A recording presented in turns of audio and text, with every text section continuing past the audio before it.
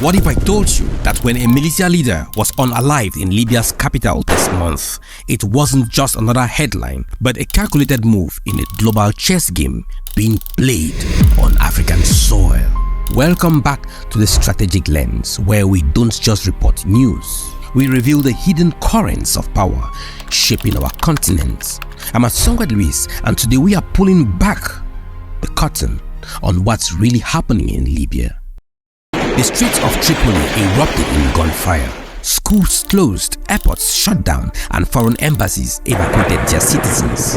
But this wasn't just random violence. This was the inevitable result of a nation carved up by foreign powers, where militia leaders have become the true rulers, and where Africa's richest oil reserves have become a prize. So buckle up, because today we are going deep into what's actually going on in Libya and exposing the shocking truth about who is really pulling the shots. On May 12, 2025, Tripoli exploded in the worst fighting the capital has ever seen in years. The spark? The assassination of Abdel Ghani, known as Ganiwa, a powerful militia leader who controlled the southern districts of Abu Salim and commanded the stability support apparatus. Within hours, heavy weapons fire rocket residential neighborhoods. The 44th Brigade, aligned with Prime Minister Deba, clashed with Ganiwa's forces and other militias. Civilians were trapped in the crossfire. Schools shut down, airports closed, and the UN issued urgent calls for a ceasefire. But here is what the headlines don't tell you. Ganiwa is not just another warlord. According to analysts, he was essentially the de facto ruler of Tripoli, controlling everything from prisons to public companies and also the flow of money in and out of the central bank. So ask yourself, when such a powerful leader is eliminated, is it just local violence, or is it part of a calculated power grab? Because what happened next is telling. Prime Minister Deba quickly declared a military operation to dismantle irregular armed factions and reassert state authority, a convenience crisis that allowed him to consolidate power while appearing as someone who wants to restore order. But we need to go deeper to understand what's really happening here. And to do that, we need to go back in time to see how Libya got here in the first place. How did Libya arrive at this point? We need to know that in order to understand the depth of the situation.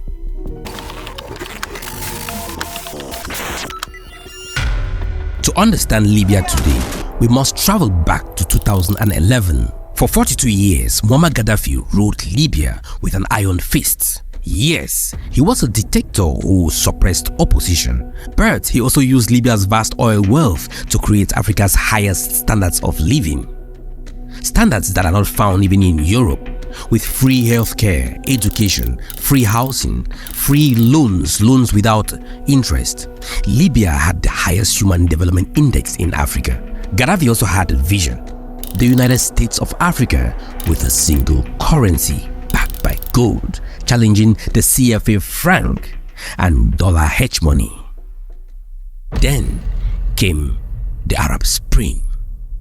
What began as protest quickly escalated into civil war. NATO, led by France, the UK and the US, launched airstrikes, allegedly to protect civilians.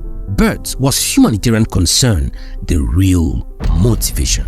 Let's look at what's come to light since then. French intelligence documents revealed that Gaddafi's plan for a gold-backed African currency threatened French control over the CFA franc. Hillary Clinton's emails exposed that French President Sarkozy's primary concerns were gaining access to Libya's oil and preventing Gaddafi's financial influence in Francophone Africa. On October 2011, Gaddafi was captured by the rebels and NATO's mission was completed. We came, we saw, he died. The dictator was gone, but what came next? Not prosperity, not unity, not democracy. Instead, Libya fractured into competing militia, becoming a failed state where human trafficking flourished, where slavery returned, and where foreign powers carved up the nation's resources. Now, ask yourself, who benefits truly from Libya's liberation? Fast forward to today, and Libya isn't much of a country, as it is a battleground divided between two major centers of power. In the West, we have the UN-recognized Government of National Unity, GNU, in Tripoli. It is led by Prime Minister Abdul Hamid Deba, backed by Turkey. In the East, we have the Libyan National Army, LNA, led by General Khalifa Haftar, supported by Russia, France, Egypt, and the UAE. But here is the reality. These governments control very little of the Libyan space. The real power lies with dozens of militia groups who control neighborhoods, ports, oil refineries, and smuggling routes. Now, these militias aren't just fighting for territory, they are fighting for Libya's economic lifeblood: oil. Libya has Africa's largest proven oil reserves, 48 billion barrels. Oil accounts for over 90% of government revenue. And that's where the puzzle pieces start to fit together. Most clashes, including the recent fighting in Tripoli, happened near strategic economic assets. Control the oil terminals and you control the money. Control the port and you control the trade. And guess what? The militia leader who was unalived this month, his territory includes key access routes to huge economic infrastructure. Now we come to the most disturbing part of this story: the foreign hands pulling the strings behind Libya's chaos. Libya isn't fighting its own civil war. It is hosting proxy wars for global powers. Turkey has deployed troops and Syrian mercenaries to protect the GNU in Tripoli, because in 2019 they secured a maritime deal giving them access to disputed gas fields in the Mediterranean. And Russia, through the Wagner Group, supports Haftar's forces in the east. They have established bases near the borders with Chad and Sudan, using Libya as a launchpad for the influence across the Sahel region. France officially supports UN peace forces, but covertly backs Haftar, seeking to counter both Turkey's influence. The United States conducts joint military exercises with the GNU, while claiming to fight terrorism, but their real objective is checking Russian ambitions. Now, these foreign powers aren't creating peace, they are ensuring perpetual division. By arming rival factions, they freeze the conflict, making sure no side gains decisive control. As one analyst noted, foreign interference is reinforcing divisions between armed groups, tribes, and militias, preventing any prospect of national unification. But there is one question we haven't answered yet. What does all this mean for Africa's future?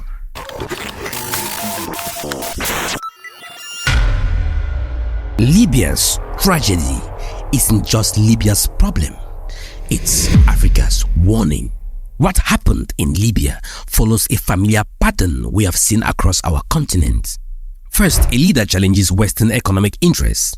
Then, they are demonized in international media. Next comes regime change, either through coups, assassinations, or humanitarian intervention. Finally, the country descends into chaos, while foreign corporations extract resources. The destruction of Libya wasn't just about removing Gaddafi. It was about stopping the African gold-backed dinner that would have liberated our continent from economic colonialism. Since Libya's fall, we have seen increased foreign military presence across the Sahel.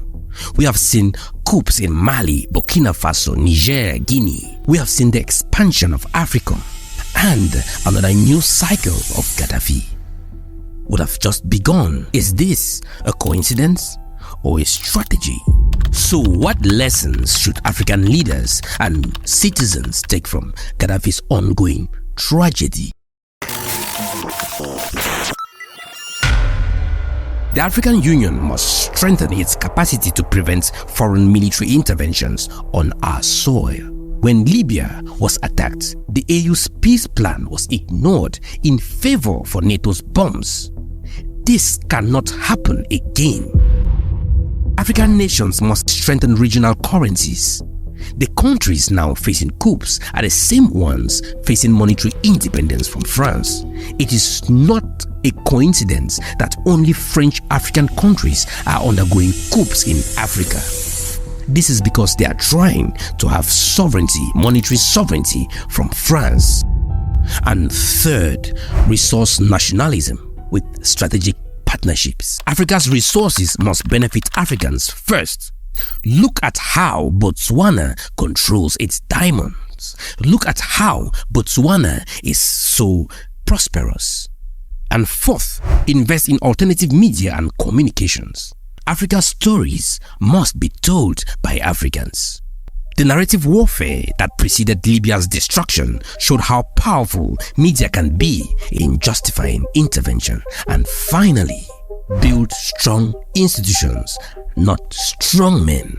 While Gaddafi had a Pan-African vision, he failed to build institutions that could survive without him. True power comes with systems, not individuals. But Libya's story isn't over. Even now, amid the noise and rubble in Tripoli, Libyans are calling for unity, for prosperity, for peace.